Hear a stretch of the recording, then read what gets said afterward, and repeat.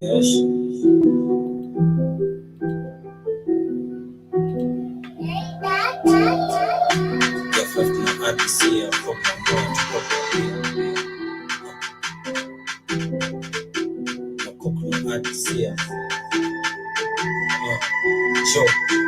Yafanya adisia kwa mwa chukua mapia uko hana magugu peli son mafanya adisia shinsia na katisia nimepula kwa big tragi amefamba mama mia organizer tuma yote kwa pesa via I said and you had me clear I'm given this no fear yeah for to switch my gear tunatizo na polisia switch na switch my gear na tizo na polisia skia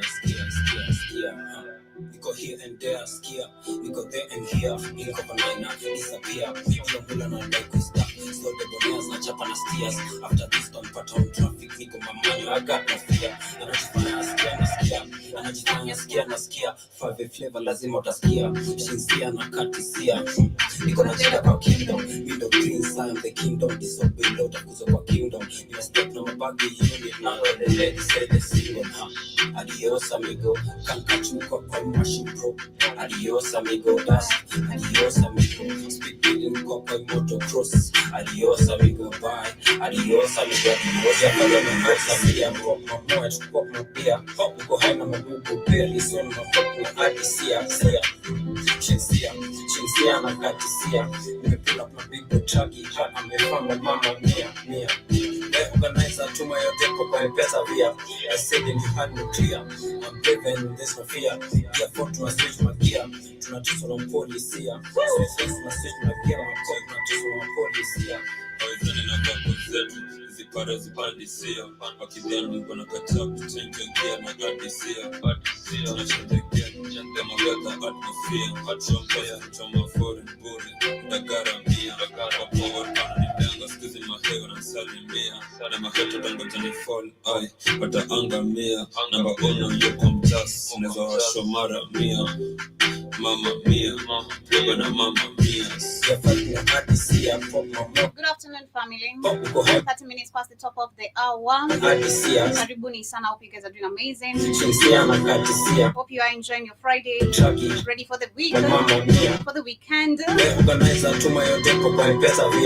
said and you had me clear. I'm given this no fear. Yeah, for to switch my gear. Tunatizo na polisia. Switch my gear. Tunatizo na polisia. Everyone here is Angela Robinson, interviewing from all the and I'm reaching out to all of our brothers and sisters on the African continent. You're tuning into Black Hot Fire Radio, and you're listening to the Pan-African Bliss Show with your host, none other than Joby. Angela Robinson, enough respect, love, respect, and justice for all. Yes, karibuni sana. Good afternoon, grand rising, whatever the time is on your end. It is exactly 31 minutes past the top of the hour. Apologies, we are late today, but our lights had gone for a minute, but they are back, and I hope we're going to be able to run the show smoothly without having any interference of power. But karibuni to everyone who's joining on YouTube via Rumble, everyone on BitChute, everyone on the radio station. I hope you guys are doing amazing. Hope you are ready for the weekend. Hope your week has been fantastic. Like mine has been great. I can't really complain. Ready for the weekend and what it has in store for me, and of course ready for today's conversation where we shall be talking about Gabon, which has announced the date for presidential elections. And of course this comes a year after a coup, which we should call it a fake coup because we've not seen many transitions happening in this country since the takeover of the military rule. Unlike Burkina Faso, Niger, and Mali, we've seen so many changes. We've seen assassination attempts. We've seen actually many things happening. And of course, this is where we can actually be able to tell and see which actually country is performing in true leadership. But among that, we shall be talking about the M23 rebel. We shall be talking about Thailand. We shall be talking about Sudan. South Sudan, where there shall be 30 days social media limit of access, where actually most of the apps have been shut down. We'll be talking about the Nigeria debt. We shall be talking about how Africa must take full control of its health system and what the article has to say. Something or one of the topics I've been having this week.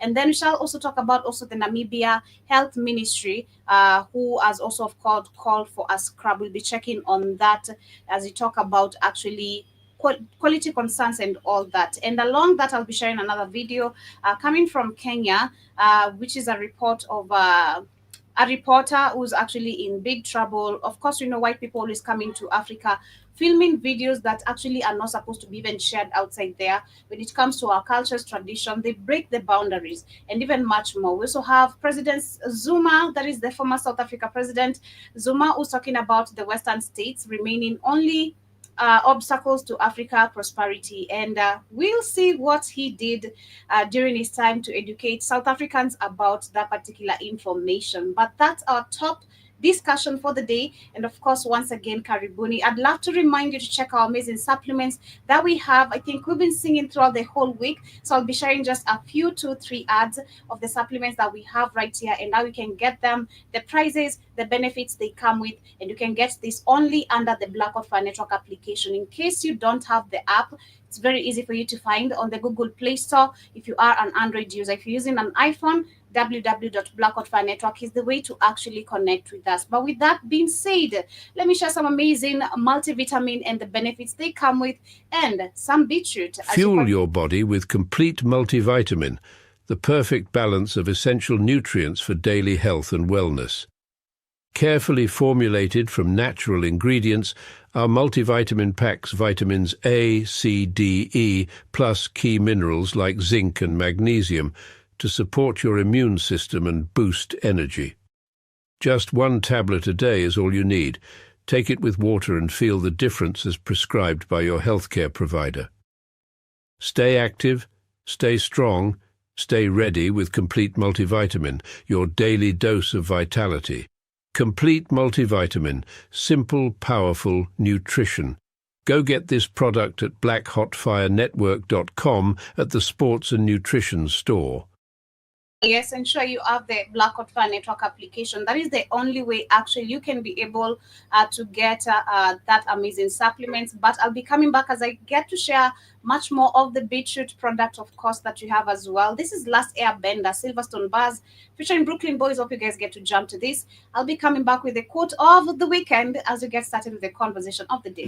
Don't put me on. Yes, Last Airbender played right here on the media of the 21st century. And of course, before we get started, I want to share the quote of the day. In case you missed the culture show yesterday, it was such an amazing time. Mish Money, and of course, the audience. We had an amazing time yesterday. In case you've been missing these shows, actually, you can find us on the network. And this is by you ensuring you have the app on your phone. Black Hot Fire Network is the name. In case you're using an iPhone device, you can link or rather connect with us using our website link. That is the www.blackhotfirenetwork.com. And I hope with that, you'll be able to see much more of the amazing things we have on our app, news and updates. You're updated about what is happening globally, so you don't get to miss anything that is happening. But my quote of the day today is something personally I'm really always grateful for every day when I wake up. And I think I said this also this week. When I wake up, the first thing personally I'm grateful for is life and health. I even say that yesterday. Yeah, that was yesterday actually. I'm grateful for life and health because I don't wake up sick. I don't have any health conditions. I don't have to take medicines every day. I don't have to control anything in my body or to cool down with some medical pills and all that. I'm just so grateful. Life, it's so many people today who have woken up, they're not alive. Others are in the hospital. So personally, it's just health and life. I'm always super grateful for. And then the rest of the things will follow suit. But my quote of the day today says, give thanks to the simple things in life. Waking up, breathing, and being alive, that hot shower, going to work, eating, walking, and seeing the beautiful world around you. Waking up is number one. You breathing, being alive, that hot shower, you've been able to eat something nice for the day. Always stay grateful. And I believe the art of actually attracting blessings is number one, by practicing gratitude. Not just practicing, but you have to actually mean it. Like, are you really, really grateful of where or how far you really come from? But shout out to K Williams in the building. Karibu sana. Hope you're doing amazing. I bet you're at work already. I see Free Joby getting ready for work. Okay, getting ready. You're not at work already yet. So thank you so much for tuning in. I appreciate you. It is exactly 39 minutes past 1 p.m. right here in the 254. Let me know what's the time on your end. And of course, welcome to today's conversation. Now, as I get started, I want to start with the video so I can go back to the articles later. And I think I'm going to start with Zuma. This is the former president of South Africa, who's talking about, I'd say, what we call revolution. Because when we see these gone leaders who come back and try to educate Africans, and because they're seen, of course, the youth are waking up, unlike their time, it's the time now they start talking about, oh, the Western powers, they have always been in control. They always do this and this and this. But the question is, when you are a president, what did you do? What change did you try to bring to the people of South Africa? Did you leave them in the same devastated situation that they are suffering from today of the white oppression? Or did you try and make a change and tell them that actually you have so much power than you think? But let's share what he has to say. Is the big countries, former colonizers in particular, the West, who would want to keep Africa down so that they are able to benefit from Africa. Welcome to Candid Africa. I think ever since France came to colonize Africa, it has never made it better. If I talk about France, where this statement comes from. It's not just France. We know it's not just France, so let's clarify that as well. When France was decolonizing, they decided to leave the army, a powerful army, in any place that they were, in order to suppress them if they did anything. That was not thing for us to say thank you, because they did not do what they were supposed to do. They decided that the resources, money, will be determined in France on behalf of the Africans who were freed here. I don't know what France thinks about it. We should have said, thank you very much to take our money and use it there and have the soldiers. This is what has led to the recent coups. Why should a country threaten countries in Africa as if it's talking to the small boys? You can't do this, I'm going to do X, Y, Z. Because you act like one and you present yourselves like one. There's no African leader, and that's what I'm saying, I'm talking about. Even if you look at him, how old is Zuma again? Let me see his age. Let me look at Zuma's age. And when he was president, when was Zuma president? Let's start with that. And then we check his age. So Zuma was president. That was in 2009 to 2018. Not goddamn. 2 consecutive terms of literally not doing anything for the people, not doing anything, not changing anything for the people. He has done nothing. Let's look at his age. He's 82 years old, born in South Africa, Nkadia. He has 4 children. He has, of course,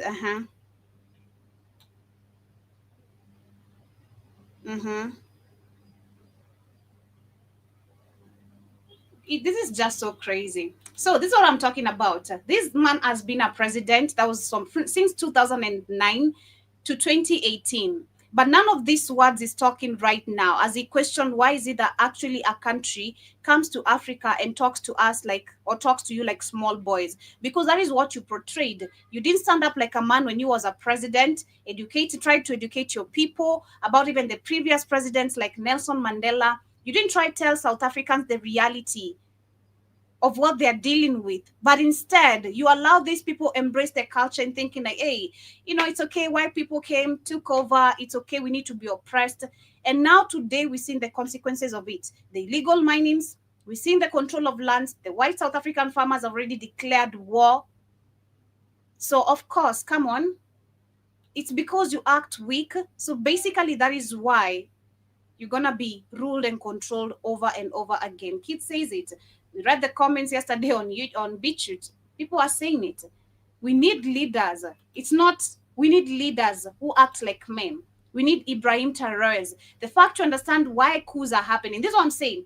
These leaders who are retired right now, majority of them, if you listen, they come back with these Pan-Africanism speeches because they are seeing the awakening of the youth that is happening.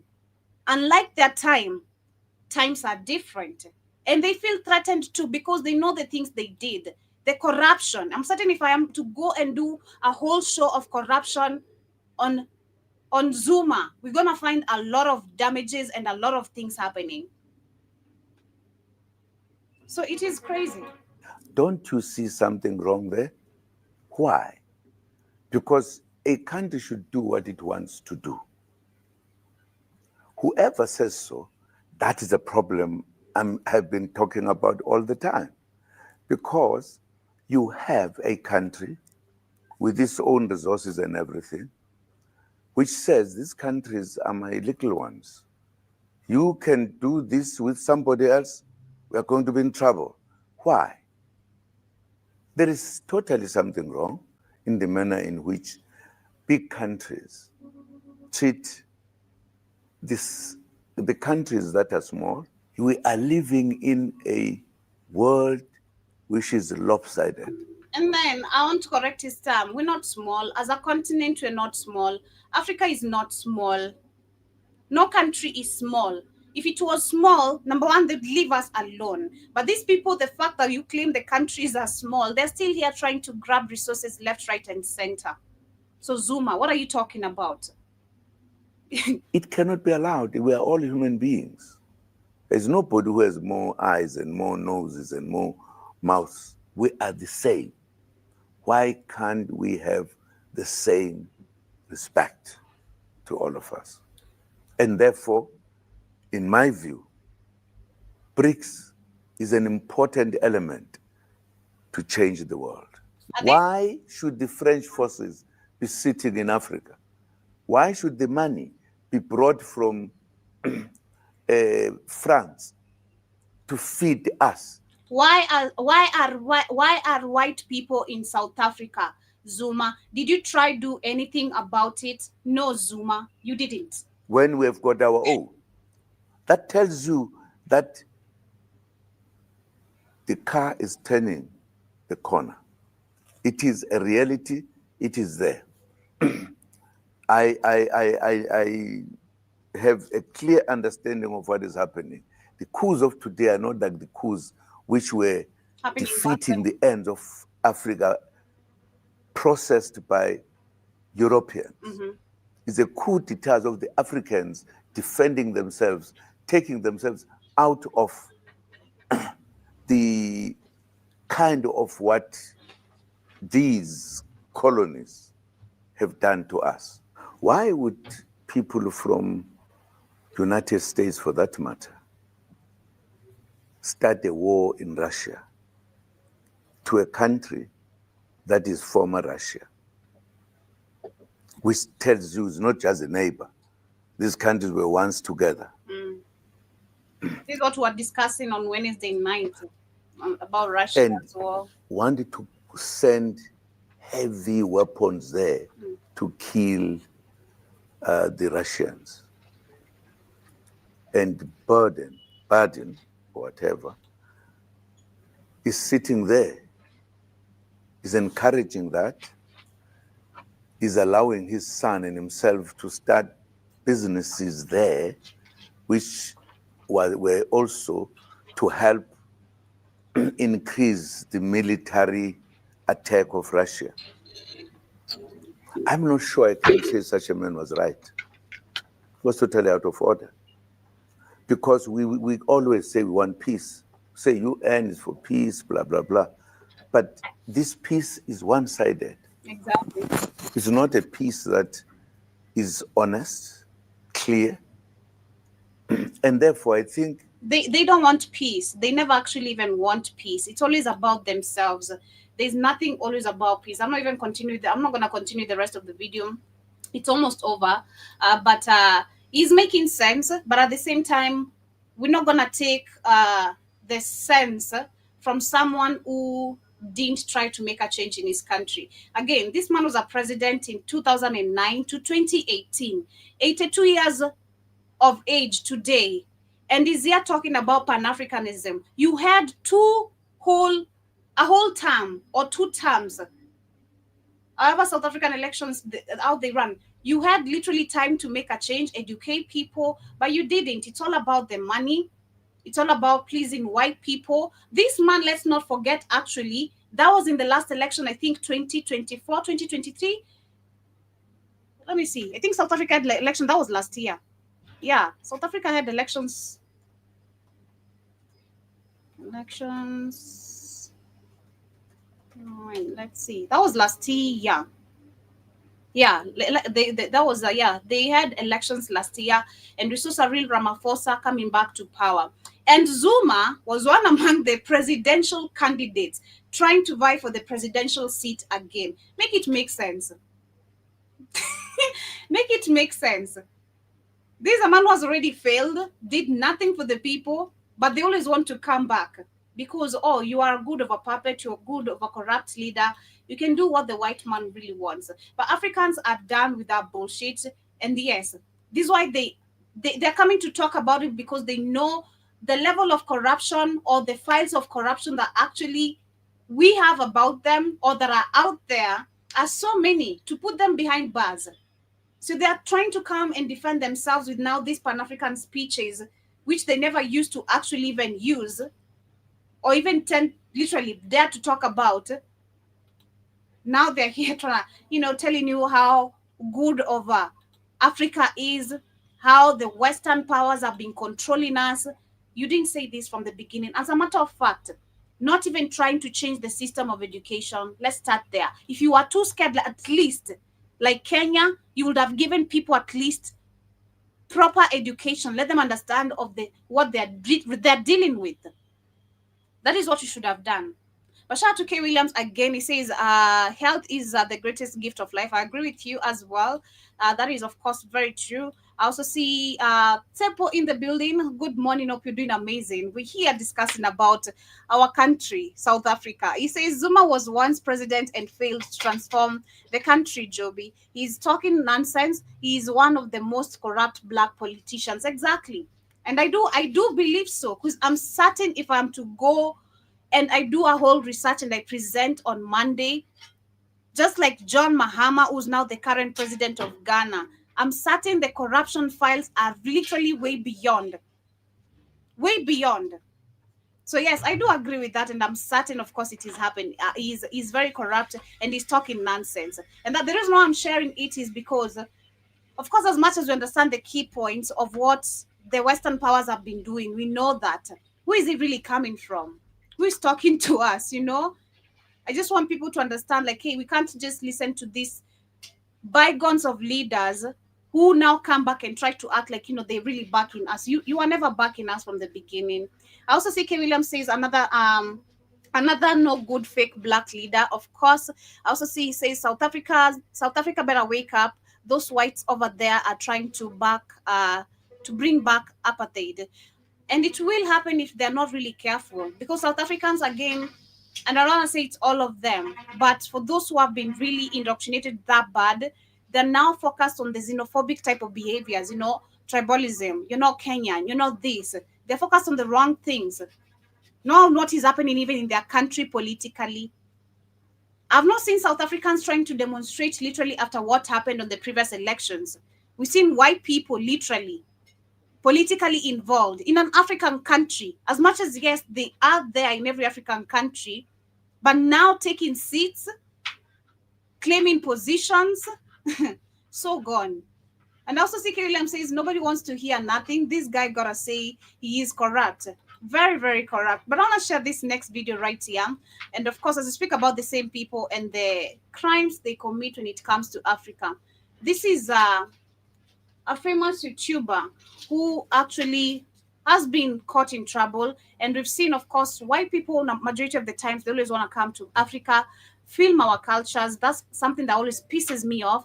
You find maybe people performing their spiritual practices. They don't need no cameras. Nobody wants to see this because it is very spiritual, but they start filming. So let me share this as we continue, and then as we get to what is happening in other countries as we get into the articles. Time that we say no to poverty photography and the so-called charities that are created to help us Africans.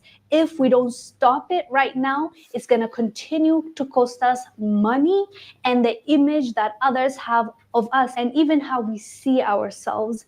This is a deeper issue. Photographers will travel to Africa, not just Africa, to specific areas where they know there's poverty and there's need, and they target those that are vulnerable and take pictures to go make money.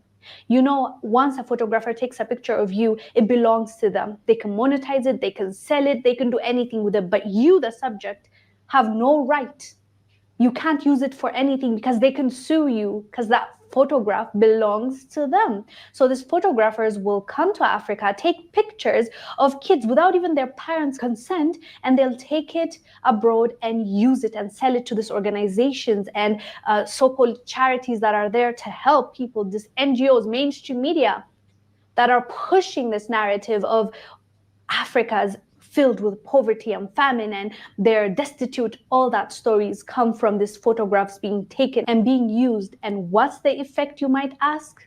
The effect is how we are seeing the image. Not just that, it costs us even financially, because Africa is predicted to lose billions of dollars every year because of this kind of narrative. Watch this clip, we'll come back and discuss. According to Africa No Filter report, Africa loses up to $4.2 billion annually in interest payments on its loans due to stereotypical narratives that dominate global media coverage. And in this report, it showed that there is a clear connection between media sentiment and investor perception of risk, which is closely tied to sovereign credit risk. Negative media coverage increases a country's perceived risk, which leads to higher borrowing costs. Positive media sentiment is correlated with a lower risk profile and reduced bond yield. Yet, this study found that African countries are unjustifiably perceived as higher risk by international investors, leading to significantly higher credit costs compared to countries with similar political and socio-economic conditions. As you saw, this is costing Africa money. It is costing us the image that we have of ourselves and how others see us, and hence the way we're treated around the world is going to reflect on how they see us. And thirdly, these organizations and photographers are benefiting from someone else's suffering. And you can't tell me that is right. That is morally wrong. And I think it's about time that we say no to this. I watched a video of a brother talking about poverty photography, and I think he gave a great example of how this is affecting us. Watch this clip, we'll come back and discuss. Here we are going to be talking about poverty photography and the ethics around photography. So the general rule is usually, just because you can take a picture, it doesn't mean you should take every picture. And I'm going to be talking about a famous YouTuber called Manny Ortiz. If you are a person that watches a lot of YouTube around photography, you've probably come across his channel. Recently, he did a trip to Kenya. And on this trip, I believe it was sponsored by Sony, and they were showcasing new lenses, or rather they were testing out new lenses. There's one thing he did while he was in Kenya, which was totally shocking, to say the least, where he took pictures of young kids, and then how he presented these pictures was, to be honest, personally, and I think most people in Kenya thought that was just degrading, because those pictures, first, if you looked at them, they did not tell any story. You're like, what exactly are you trying to depict with these pictures? And what I'm going to do is just show you the pictures quickly. I'm going to obviously blur the faces of the kids, and I'm just going to read the caption he wrote on Instagram with these pictures. So he had uploaded 15 pictures of different kids, and the caption was, "Easily the most precious subject that I've ever had in front of my lens. It's amazing how a photograph can connect people of all the world." And yeah, I didn't get the rest. But obviously, this is just like, some self-loathing, self-gratuitous, I'm trying to find the big words to describe this, whereby, he's trying to make himself like, he has been enlightened and whatnot, all these, gibberish bullshit that people keep saying. And you're like, what exactly was the point of, one, these pictures, and what exactly was the point of this caption, The point is to sell poverty, basically like what the lady is explaining. It's not the first time we're discussing about this as well. I remember the last time, that was I think last year, I went to type waterfalls because I wanted to see like waterfalls that, or countries that actually have access of or have waterfalls. And typing, I started Africa, and looking at the videos YouTube was pulling by me just typing Africa, it's seeing the Nigeria biggest slum, seeing the poverty in other countries. Like you just see nothing but just porn poverty. The poverty porn literally all displayed on your face. And I questioned, it took my attention. I'm like, hold on. I didn't even finish typing. I just said Africa. You don't even know what I'm going to type next. But by the fact I typed Africa, the images and the display, the algorithm of Africa is all about poverty. So for them, of course, it's for their own benefit. We've seen this. It's not the first time. I'm just speaking about the cultures, the traditions. We have women, men who get very, very angry when they discover these white people are here and documenting them without their consent.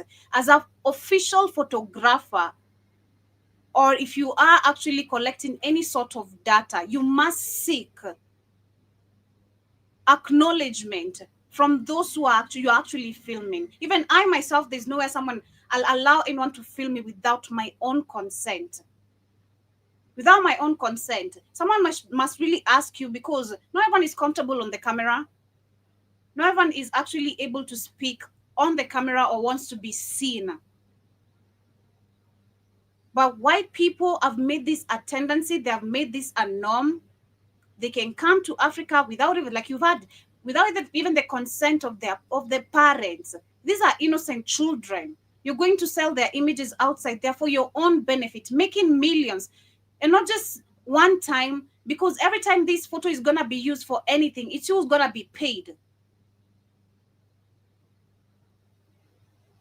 In any sort of organization, any begging site sort of mode where this kid's image is gonna be used, it's who's gonna earn the money. And that child knows nothing of what you're doing. That child is still stuck in the same poverty where you left them. It is so sad and so selfish and a very diabolic behavior that needs to be stopped. But who's going to stop it? That's the question. Our people themselves are not even well educated. We have those who are well educated enough to understand this is wrong. And we have those who are going to accept, especially the parents of these kind of young children. They see the white people, they start laughing. They're like, hey, it's okay. We'll be friendly with them, thinking they're going to leave you some $2, $3. You're left in poverty. So who's going to stop this? That's why we should start by question. Well, that's the question. Who's going to stop this?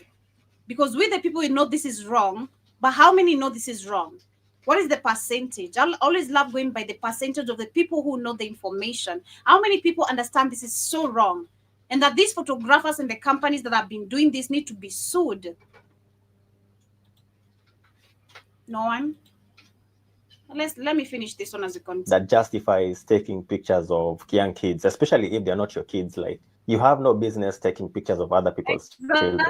For example, I moved to the UK just over a year ago, and the entire time I've been here, I can imagine there's a few times I've seen kids, just playing around or walking about, and it has never crossed me even once the entire time I've been here to like take pictures. Because you can't. Number one, you can't. You can't even. You can't. They're gonna call cops on you. We see black people even do nothing, just seated in their house, and cops already called on you. So imagine you taking a picture. But we should be comfortable with everything they do, right? No. Using either my phone or my camera and take pictures of those kids.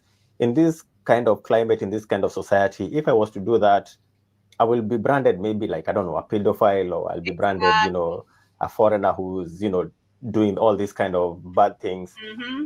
so it won't go down well, for me taking pictures of young kids. And it's a bit shocking that so many Europeans and also Americans, when they travel to Africa, and I believe it also to Asia, what is the obsession with taking pictures of kids? As you saw, that brother's name is Diaz Nash on TikTok. He was giving us example of how people are monetizing from our kids and making money off of them, while on the same note ruining our image and how we see ourselves and how we interact with the world. Anyways, fam, Crazy. That is so crazy. And it needs to be stopped. It needs to be stopped. It needs to be stopped. I don't know who's going to stop white people, but they need to be stopped. I'll go back to the law I said needs to be introduced if we really had a really true working African Union organization that consists of all the presidents of Africa.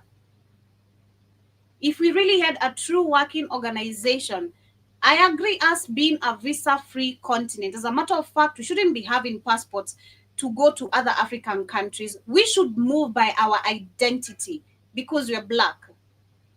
We're Africans. That should be the only identity. I belong here. I came from this origin, and that's it. I speak like an African. I look like an African. I'm not using no tan here to try to look like an African to prevent myself from the sun.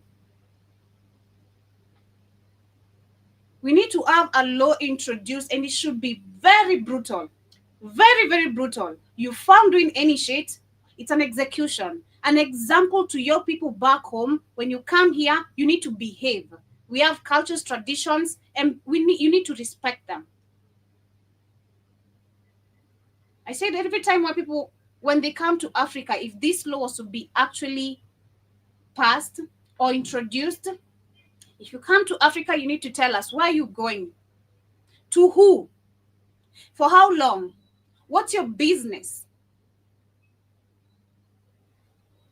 You're going to be checked. Your criminal records, where you're coming from, and all that. We've allowed so much bullshit to happen, and it's because of these puppet leaders. It's because of these puppet leaders. We're seeing Chinese men pinning our men down. You're in my country and you're pinning me down. You're gonna have to, you either kill me, you have to shoot me, I die. Because there's no I'm gonna walk out of that place alive and you're surviving. There's no you're gonna survive. There's no way. There's no way. And this is why they made even gun, of course, access of gun to Africans being it's very impossible, close to impossible, I'd say, because they know, or they knew this time is gonna come. This time that we're seeing where people are getting tired of all, I can do, because you have a gun that probably is unlicensed, but you're threatening my life because I'm asking for my wages, something I've worked so hard for. White people need to. The time is coming. Let me just keep it at there. But I see K. Williams says, let them keep practicing tribalism. They will continue to suffer. That is South Africa.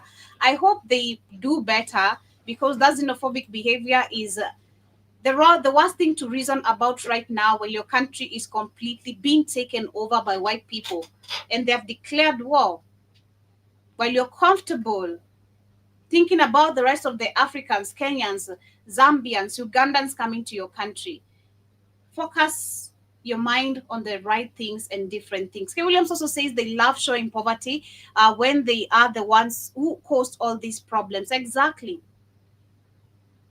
And they go to the most vulnerable people who actually know nothing. That is the saddest part, because they go to this.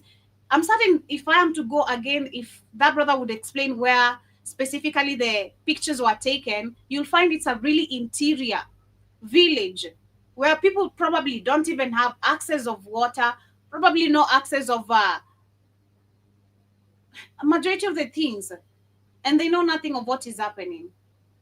So they take advantage of actually Africans because of the love, the vulnerability, and not knowing how they benefit from what they do. It is crazy and super, super sad. But as we move on to the next conversation, as we talk about how actually Africa loses billions because of such kind of behaviors, We have, that is Nigeria, which actually is has a huge public debt, and that this is actually where it has risen from 8.2 trillion, that is Nigerian currency, to 142 trillion. And this is just in 2024. Remember, Tinubu, of course, has been named the flying president. That was last year, him and Ruto. They flew out a lot. These countries also have taken a lot of loans in the name of infrastructures and all that. But all these funds went to Tinubu's pocket because there's nothing Nigeria is benefiting from. That was on Monday. I was seeing videos of actually how inflation is on rise. That is in Nigeria. These are countries that actually should not be talking about inflation, should not be talking about debt, because you are the biggest, or if I'd say this, the largest oil producers in Africa, and you're benefiting the most of the European countries, Arabic countries. So where's the profit? Where's the profit? Why can't you be able to pay off your debts? Oh, it goes back to the federal bank reserves. It goes back to what we were talking about on Wednesday, how this money runs, how, of course, we get loans, fake money, but we're giving away the real things. It is sad, Nigerians. So they're saying Nigeria public debt has risen to 142 trillion Nigerian currency, as that is of September 30th, 2024, representing an increase of 5.97 compared to June 2024. And this is according to the latest data released by the Debt Management Office.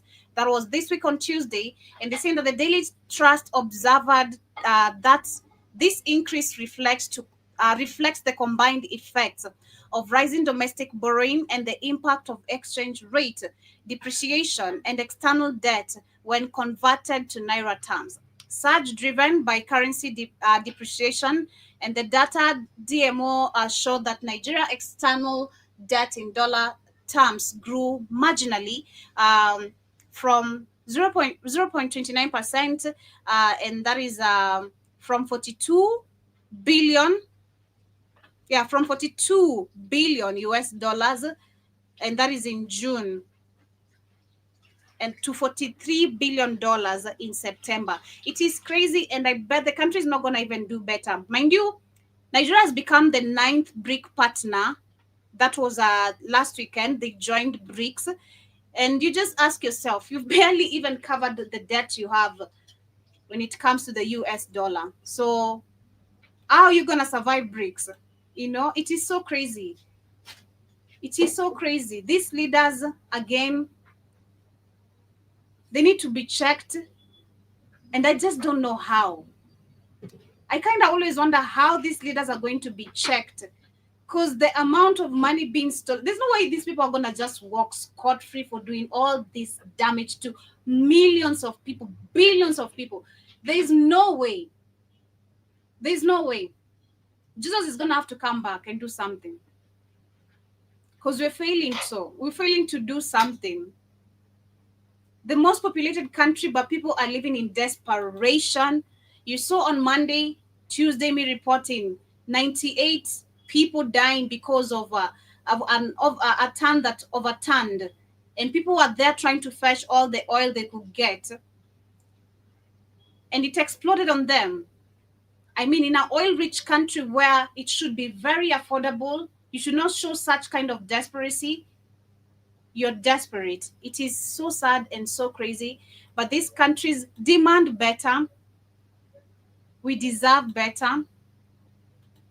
But I don't know who's going to get you better. That's basically all I'm going to say. I don't know who's going to give the rest of the countries better if it's not us, the youth. If it's not us uniting and understanding what is happening. And understanding politics runs our daily lives, because we've been subjected to think that this is none of our business. While it is really our business, we are the masters of these people, not the white people. So they should do and work according and by us, but they don't. They never do. But shout out to John Mosquito in the building. Nice to see you this morning. Hope you're doing great. Shout out to Byron Scott. Salute to you too. Salute to you too. John Mosquito says Nigeria debt increase must be down to the skin bleaching. Oh my god, you're so crazy. You're so insane. I don't know about that, but shout out to Nigerians, man. Shout out to the country. Shout out to the people of this country. But on the next conversation, we have South Sudan. Of course, we know the war that has been going on in this particular country. This is the same country that we read yesterday. They are getting vaccination help, malaria vaccination help. So I kind of wonder, how is a country that actually is undergoing this kind of crazy war, suffering from malaria? That is just something I'm asking. And when you talk about also all this help that they always claim we need, I don't believe there's any African country that asks for help. I mean, not we the people. The damn leaders do, but not we the people. But let's listen. So this country is supposed to be going for 30 days, I'd say curfew of lack of access of social media. But listen more. South Sudanese officials announced that they will require telecommunications companies to restrict access to social media for a minimum of 30 days. This decision stems from worries about the spread of disturbing content related to the ongoing violence against South Sudanese individuals in neighboring Sudan. The temporary restriction, deemed essential for public safety, which may be extended for up to 90 days, took effect at midnight on Thursday. The South Sudanese public has expressed outrage over videos from Sudan that allegedly depict militia groups committing acts of violence against South Sudanese in Gezira state.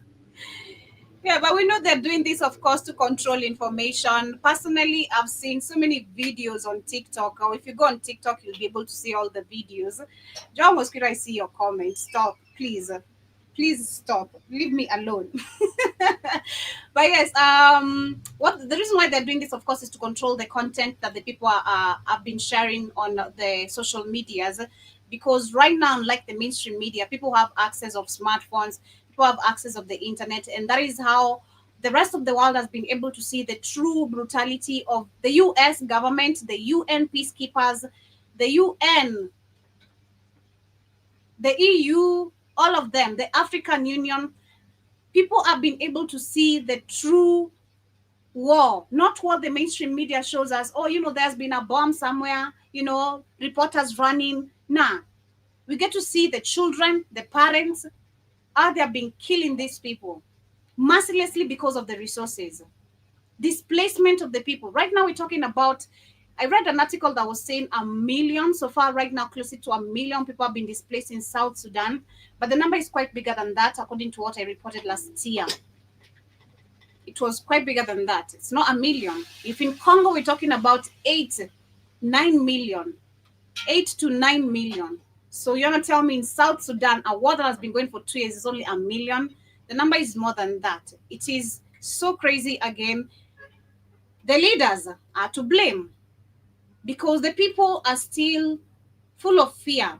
People are running away from their lives. People are trying to seek ways of helping themselves from these wars. So it is really, really sad. But on the next one, still, with the wars going on, we have Congo. That was a last week, but one I reported. No, that was last week. I think I reported the M23 rebels who had taken over Goma. And mind you, Goma is one of the places or one of the regions in DRC Congo that I reported. Actually, these people even have no access of drinking water at all. They don't even have drinking water. They have to wake up at 4 a.m., 3 a.m. for them to go line up so that they can be able to get water early enough.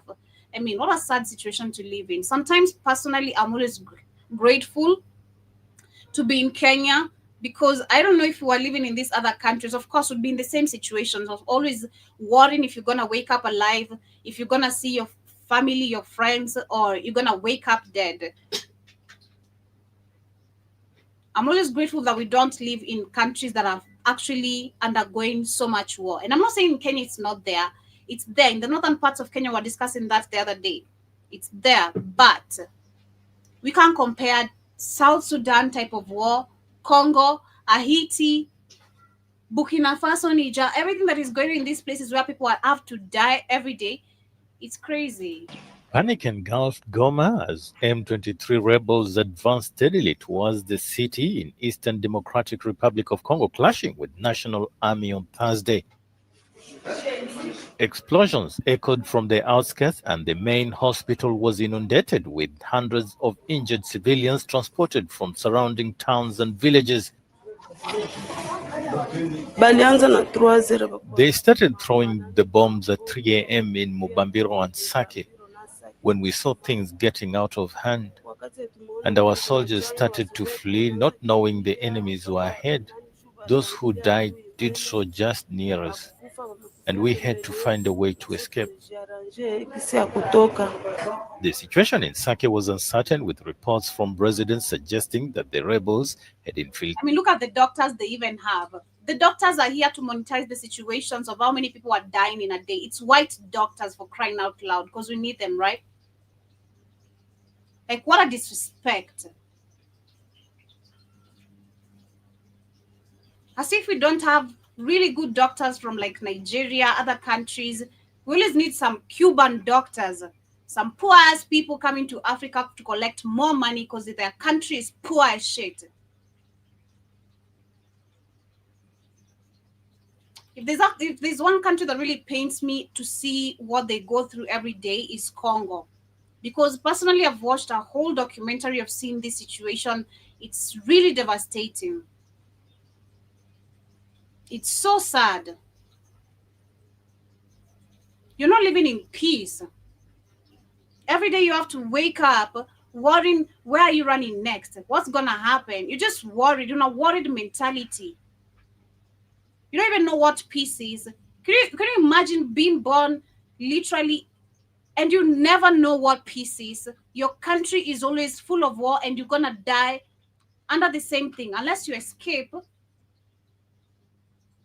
Unless you escape. And how many people actually have the ability to escape? Because you'll need money, maybe you'll need 1, 2, 3 things to move around. It's crazy. Suggesting that the rebels had infiltrated and taken control of the town. Many from Sake have joined the ranks of over 178,000 people who have fled due to the M23's recent offensive. When the M23 entered Sake after attacking with bombs, that is when I was forced to flee with my children. Bombs. It's a poor ass country, like the M23 rebels. And I'm not saying Rwanda is poor, but it's still like the majority of the African countries. Where are these people getting bombs from? Advanced weapons, advanced, tractors, trailers, and all that. Where is it coming from? Why is it that Kagame never wants to talk about this? But Kagame tries to be a Pan-Africanist, telling us, these countries are doing this, so please don't. Why do we have to listen to so and so? The same bullshit Zuma is saying, why do we have to listen to other countries dictating,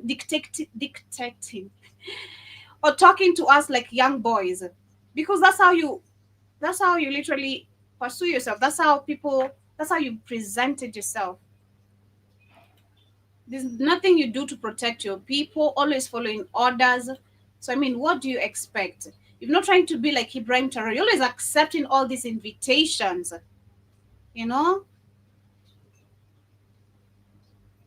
Always going to all these summits to ensure that Africans stay on the bottom so that you can actually continue being a puppet.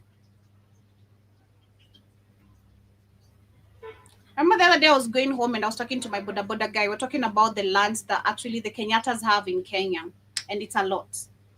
I'd say Kenya is owned probably by just the Kenyattas and the British system. Because if you talk about the lands that have been stolen, it's a whole lot. And they're empty, majority. While we have people squeezed in slums, living on sewages every day, being carried by water, there's empty lands that actually the government can start a project without touching anyone's salary, and come up with the housing levy that they started, help people, but they won't. They won't. It is so crazy. But as we get closer to winding up, on the last conversation of the day is about Gabon. As we talk about, of course, the coups that have been happening in Africa. We've seen that is Zuma is talking about the coups that have been happening recently. And I've said personally, I feel like all these bygone leaders who are coming back trying to act like Pan-Africanists, they are scared because of the corruption. And people know of their corruption. And even if people don't know, they themselves are scared. And this is why you see them trying to come and act like the good men, trying to now educate Africans of what is happening, what the Europeans, the Western powers have been doing. You are a president. Why didn't you do so? Same thing should happen to this current military junta of Gabon. Should be questioned. Because since this man took over office, there's nothing, no transition we've seen in this country. Still in the same crisis. We've not seen actually level of or any increase of job opportunities, any type of manufacturing industries being created like what is happening in Burkina Faso. Instead, all we saw is him checking generators that had not been put into use. That was towards the end of last year, which is good. Of course, demanding accountability. We keep on speaking about that. But what was the essence of taking over office if you've not left any change? Because now the country is going back to a civilian rule. They have set a date for the presidential election, so meaning the country is going back to civilian rule. And mind you, this is something, of course, the people have been demanding and all that. And that means if the people are demanding the country or the system to go back to a civilian rule, they can see because this man has been doing nothing for the people. Gabon's transitional government said presidential elections would be held on April the 12th, a key step to re-establish civilian rule after a coup ended the Bongo dynasty's decades-long reign. Government spokesman Séraphin Akure-Devin made the announcement early Thursday following a cabinet meeting. The oil-rich Central African country, which had been under the rule of the Bongo family for 55 years, adopted a new constitution in a November referendum. It provided for a maximum of 2 7-year presidential terms, no prime minister, and no dynastic transfer of power. On Monday, a new law allowed military officials to stand in elections subject to certain conditions. Transitional President General Brice Oligui Nguema, who swiftly took over as leader after the August 2023 coup, has made no secret of his ambitions to remain in power. Yeah, so that is what is happening. But we're going to see, of course, when the elections arrive, what's going to be happening. Of course, we'll be here to report the results, what's going to be happening. But expect no change in that country. If no country right now is going to be joining the Alliance Sahel state, who we saw on Wednesday, they launched, or literally they said that they have 5,000 now troops. That is for the military they have been trying to create. And Ibrahim has been talking. Yeah, Ibrahim, I know it's but Ibrahim is the man of Africa right now. I mean, who else? Who is the man of Africa if it's not him? It's him right now. He is the man we can see trying to make the change that people like Patrice Lumumba, Robert Mugabe tried to do, and they failed. John Magufuli, and many activists who have died, that their names have been forgotten. So many. So he's the man, at least when, especially in the right time, where it's a different generation, the awakening is happening. It's just I feel like it's perfect timing. He took over the office, the awakening is happening, and he's making changes. He's not just there sitting on the big chair, he's making changes. So that's what actually is even making people more excited about his leadership roles, because he's making changes. He's not talking about it, he's including people, letting people know what's going on, and it's amazing to see it. But as we wind up on the last conversation is about our health, and I see there's an article here talking about how Africans need to take charge of their health systems, and that was yesterday, or on Tuesday. I was talking about actually how again we need to stop depending on the WHO. I spoke about since the US has withdrawn from the WHO, what are African countries learning from this? And it took less than 2 days. Yesterday, of course, we spoke about the Zimbabwe finance minister claiming Zimbabwe is going to go on a big loss, so they need aid, you know, and this because the country has the highest rate of HIV. That is bullshit. All the US literally being out of the WHO is going to affect your pockets in a very big way. I'm trying to understand how, but it's going to affect African countries in a very big. We're gonna be in debt for real, like now, big debt, and then we're gonna have all these vaccinations back to back to back to back. I'm trying to still understand how, but it's gonna affect Africa in a very big way, according to what I see. But they're saying that the recent decree by newly sworn in President Donald Trump withdrawing the United States from the World Health Organization, while unfortunate presents a unique opportunity for Africa to strengthen its own healthcare system and prioritize the continental self-reliance. For too long, Africa has been overly dependent on external aid and international institutions for its health security, sometimes with disastrous results. This dependence of with this dependence, a relic of the colonial era, has left the continent vulnerable to good health shocks and hindered the development of robust and sustainable healthcare systems. The Africa Centers of Disease Control and Prevention must be empowered to play a leading role in coordinating health responses across the African continent, which is a big red flag. We cannot actually say that we are as a continent just because it has Africa in it.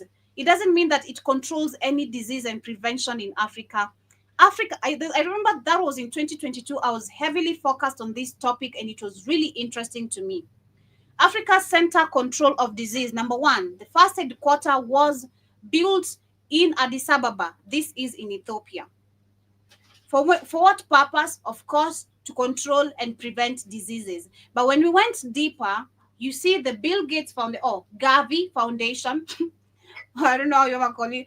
Bill Gates Melinda Foundation or Gavi, they are really involved deeply in this. And I shared a documentary that was coming from Ivory Coast, where we have labs that have been set up for the production of the VSCCINEs that are highly supplied in Africa or in African countries like South Africa being one amongst the biggest.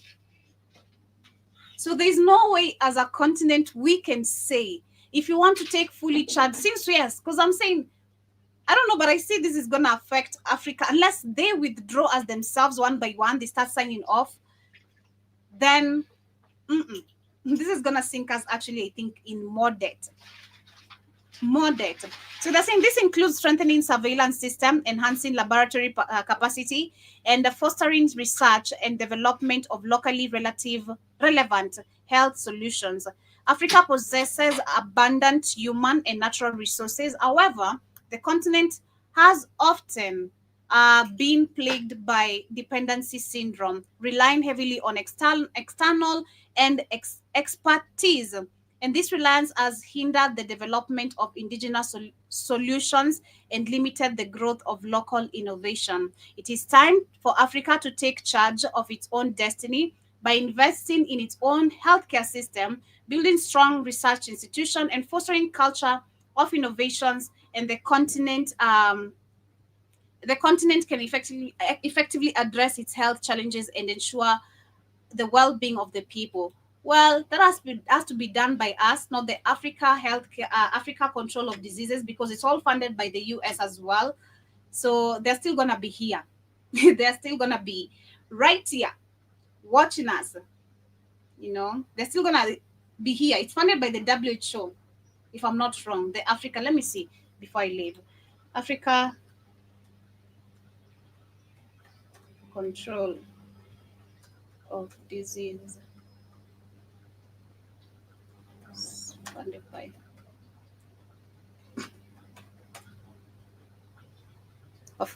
the World Bank. Okay, the same people, the World Bank, the US, and other external donors. Come on.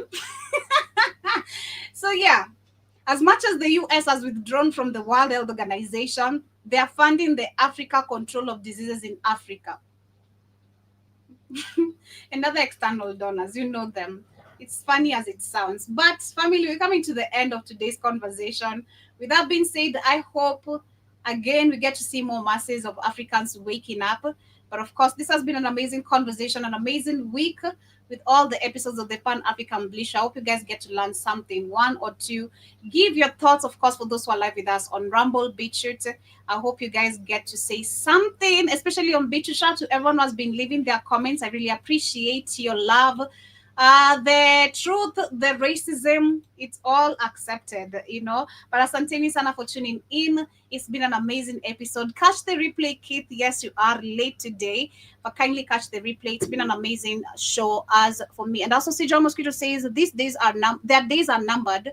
That's why they are scared. Of course, this is why they are trying to act like Pan-Africanists now all of a sudden.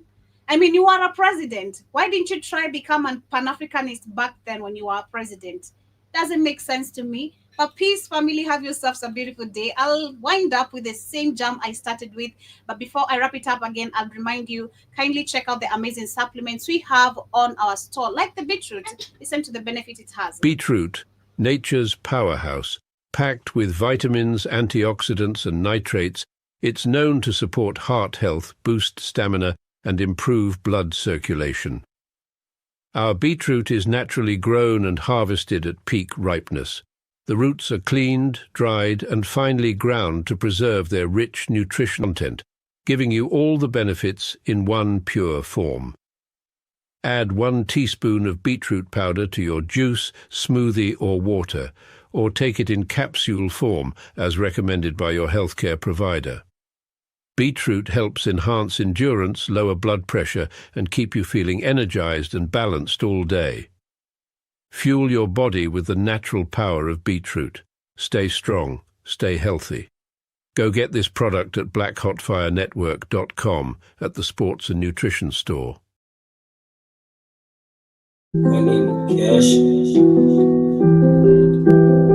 Greetings and salutations, everyone. Here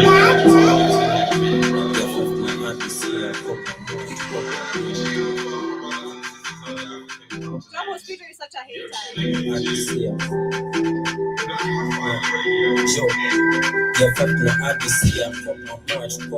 such a hater. What do you mean? Ain't the number supposed to grow? I know we were stuck for a minute. I think we were stuck at 15,000 for a minute. Now we're at 16,000. Yeah, I also noticed that was on Wednesday. Yep, it's growing back. I think because also the channel was not being used a lot. We have been given a couple of strikes, so probably that's why they allowed it to do so. And of course, we've been coding our words too. So much love, family.